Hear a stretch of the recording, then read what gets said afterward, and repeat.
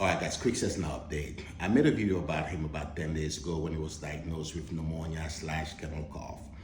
He's been on antibiotics for the past 10 days, actually completed his treatment this morning. He got better on antibiotics for the first few days of his treatment, but for the past 4 or so days, he's been hacking a little bit more, and he's actually been producing phlegm again for the past couple of days.